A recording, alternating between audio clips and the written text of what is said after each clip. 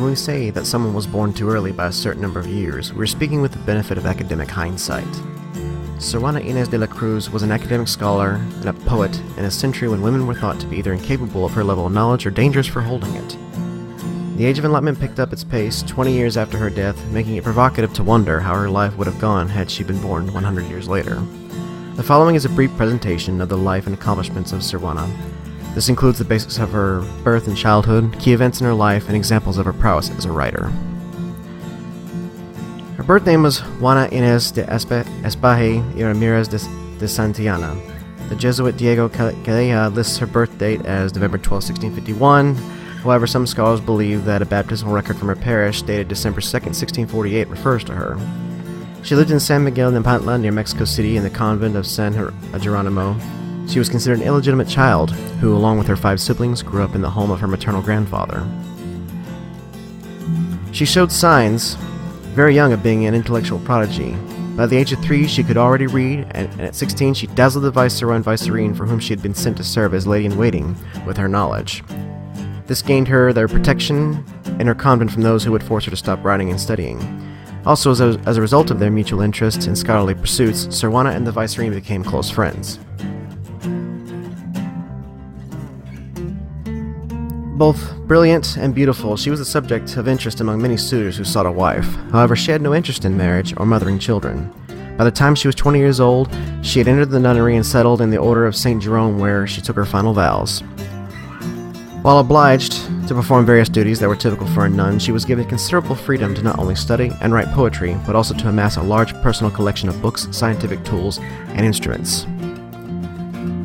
Here she wrote her poetry, including her famous and longest poem, Primero Nocturno, which describes a dream she had woken up from. It analyzed the relation of the intellect to the senses using mythology, as well as various philosophical arguments.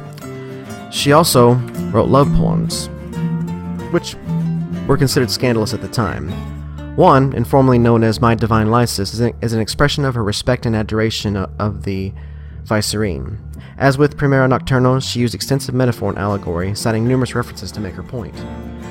Though considered bold at the time, she remained submissive, almost servant-like, as shown in this following excerpt. Thus when I call you mine, it's not that I expect you'll be considered such, only that I hope I may be yours. In 1690, Sor Juana critiqued a sermon by Jesuit Antonio de Vella, which Bishop Manuel Fernandez de Santa Cruz of Puebla had her put in writing. Without her knowledge, he published this letter, adding introduction under the pseudonym Sofia de la Cruz, posing as a nun, where he condemned her intellectual pursuits, suggested that she focus on sacred and spiritual matters, and to leave behind worldly interests. This resulted in Sor Juana's famous response letter, Respuesta de la Poetisa a la muy ilustre Sofia de la Cruz. In it, she revealed that she knew from an early age that to pursue academia she would have to, as she put it, dress up as a man, reject a part of herself, rendering her gender neuter or abstract, and proceeded to bluntly defend the right for women not only to have access to knowledge, but as women without having to compromise themselves.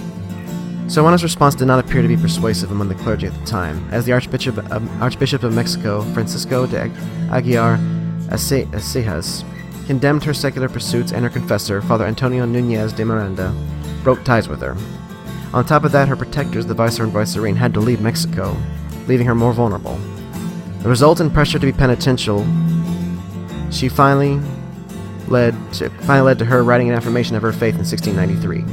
She sold her entire collection of books, tools, and instruments, and for the last 2 years of her life, ceased writing. In 1695, her convent and the surrounding community were struck by famine and a deadly epidemic. She fell victim to it while tending to her fellow nuns and died on April 17th of that year at 43 to 46 years old.